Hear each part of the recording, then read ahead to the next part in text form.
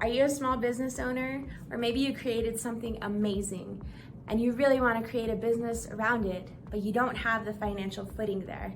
Well, look no further, because today we're going to go through a video that focuses on business expansion and funding. So stay tuned, because you do not want to miss these opportunities that are available to you, especially if you are a New Mexico resident. Stay tuned. Made you say it.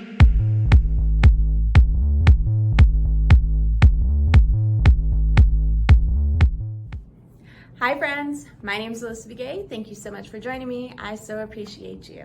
If you're new here, this is where we talk about business, real estate, and life.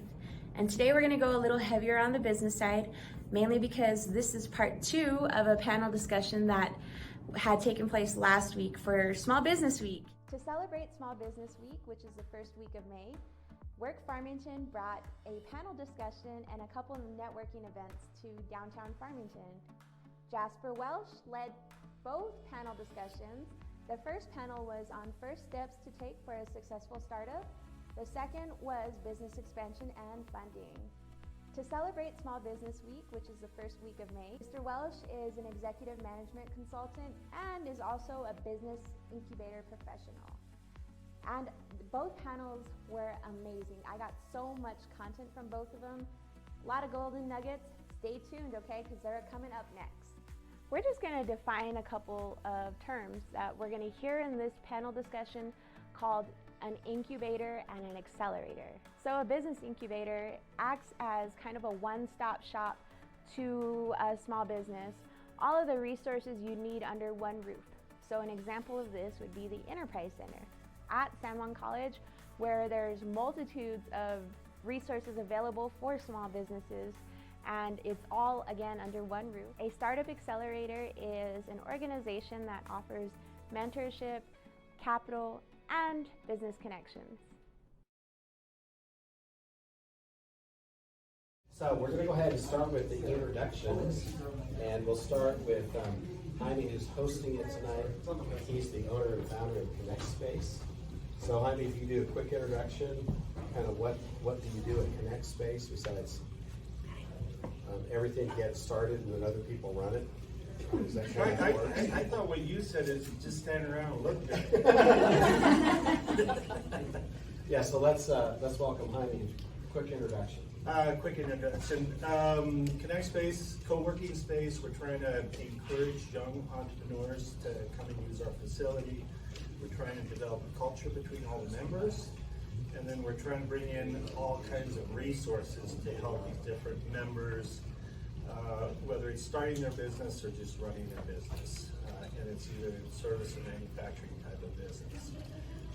What I enjoy most is I started a multitude of different types of businesses and sitting down with individuals to brainstorm ideas as to how best to get them off the ground. But that's it. Elizabeth.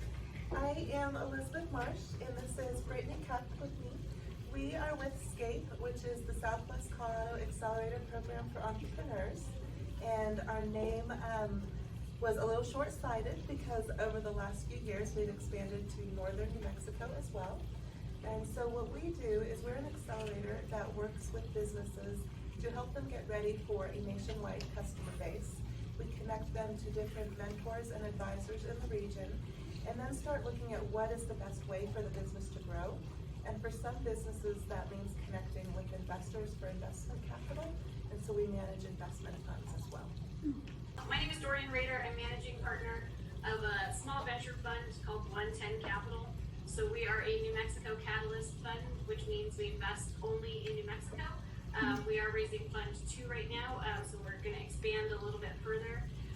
But yeah, I've worked with the Farmington area for a great many years now, and one of our focuses is getting education into our rural communities too, just about what it means to take equity funding from an investor. My background is I started as an angel investor, and I actually started as a technologist, so an entrepreneur on the other side of the table. So I definitely know what entrepreneurs are going through, so I'm just happy to be here tonight. Moses, you want to introduce? Thank you. So I am the managing consultant of Lace Food Associates. I actually set up this company 25 years ago in Ghana, West Africa. And since then, we've been operating on and off.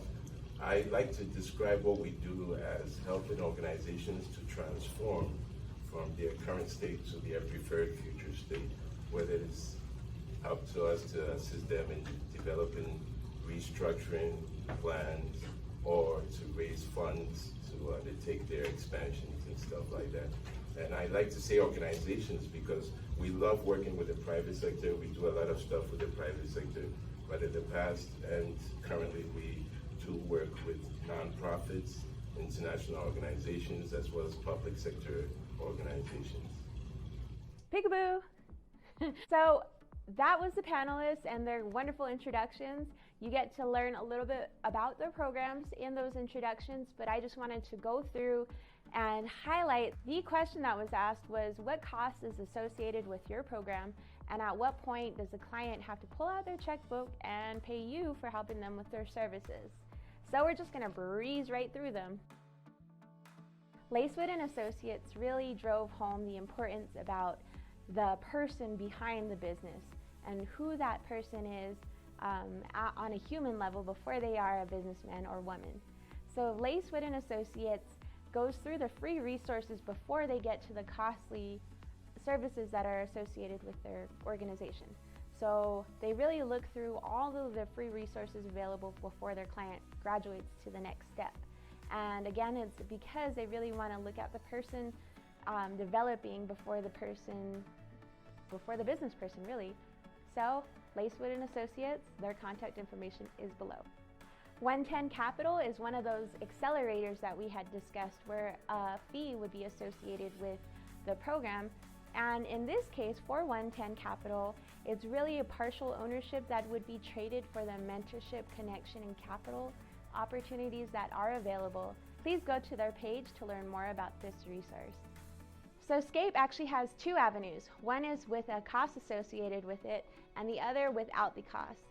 And we're going to talk about the no cost associated, the free one, mainly because we can find the information about the cost one at the website listed below. So the free option offers technical assistance, guidance, mentorship, and due diligence. So due diligence is important for you as a business owner to be aware of because there are some things as a business owner that you should be doing for yourself. For instance, if you have a business license, if you don't, or maybe you don't have a structure set up, which is fine, but you have to find the organizations that can help you build it. That is the important thing. So Scape offers that with one of their options. Again, this is the free option we are talking about, and the second option is the cost. So back to the free option.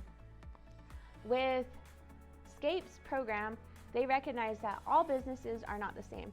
For instance, a realtor wears many different hats. We're our own marketing, we're our own human resources, etc.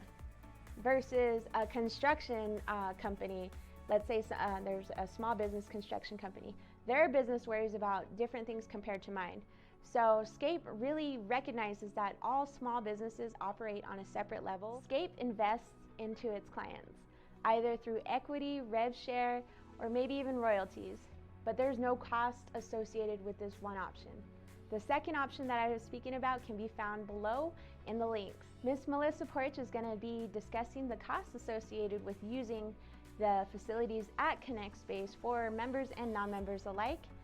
If you would like more information, her website and contact information can be seen below as well. Connect Space, a couple ways to leverage what we're creating here for free is to set up a free community member account. We have a member directory. You can list your business, your expertise, different organizations you're involved in, and you can see how the space is growing.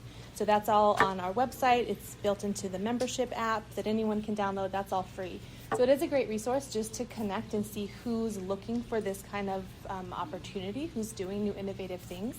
So definitely if you have an account, fill out your profile, make it look as great as you want it to, because it will eventually, once we really continue to grow, become a really valuable way to network through this space. Because co-working really is about the community, and the community of members really creates, the next step and where all the value is. So that's all free.